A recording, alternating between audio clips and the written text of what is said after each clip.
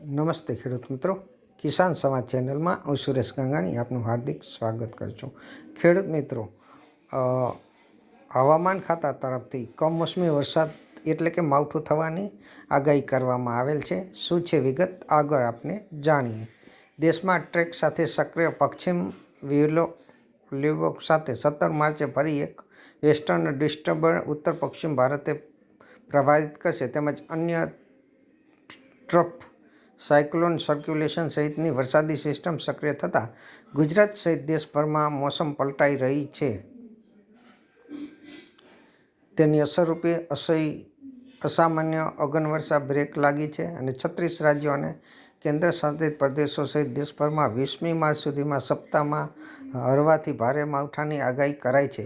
જેમાં ગુજરાતમાં 18, 19 અને 20 માર્ચ દરમિયાન ગાજવીજ અને તીવ્ર પવન સાથે માવઠાની ચેતવણી જારી કરાઈ છે.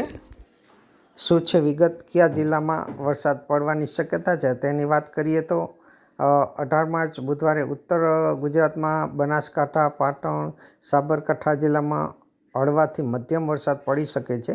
આ દરમિયાન વીજળી જોવા મળશે અને ગર્જના થશે. 18મીએ જામનગર, મોરબી, દ્વારકા, કચ્છમાં પણ કેટલીક જગ્યાએ વરસાદ પડી શકે છે. બાકી ભાગોમાં હવામાન સામાન્ય રહેશે. 19 માર્ચે ગુજરાતમાં કમોસમી વરસાદ થોડો વધુ વ્યાપક બનશે અને 19મીએ બનાસકાંઠા, પાટણ, સાબરકાંઠા જેવા ઉત્તર ગુજરાતના જિલ્લામાં વરસાદ પડશે.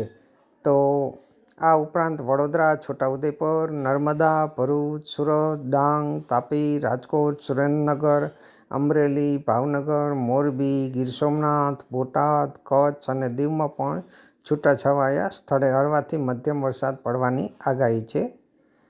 20મી માર્ચે અરવલ્લી, દાહોદ, મહીસાગર જિલ્લામાં અમુક સ્થળે હળવો વરસાદ પડી શકે છે. તેવી જ રીતે ગીર સોમનાથ જિલ્લા અને દીવમાં પણ 20 માર્ચે હળવા વરસાદની આગાહી છે. આ સિવાય જિલ્લાઓમાં હવામાન મુખ્યત્વે સૂકું રહેશે.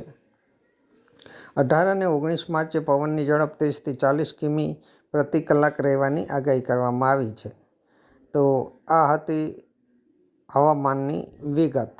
તો ખેડૂત મિત્રો, કોઈને ચણા હોય, રાઈ હોય, અજમો હોય, જીરું હોય, આના પાથરા પણ પડેલા હશે અને ભર પણ પડેલા હશે.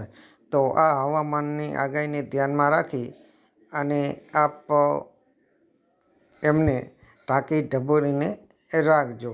તો ખેડૂત મિત્રો, અવનવા વિડીયો જોવા માટે આપણી કિસાન સમાજ ચેનલને લાઇક કરજો, શેર કરજો અને સબસ્ક્રાઈબ કરજો. ખેડૂત મિત્રો, તમે કયા પાકનું વાવેતર કરેલ છે તે કિસાન સમાજ ચેનલને જે કોમેન્ટ બોક્સ છે એ કોમેન્ટ બોક્સમાં આપે શિયાળુ પાકમાં શેનું વાવેતર કરેલ છે તે જરૂર જણાવજો.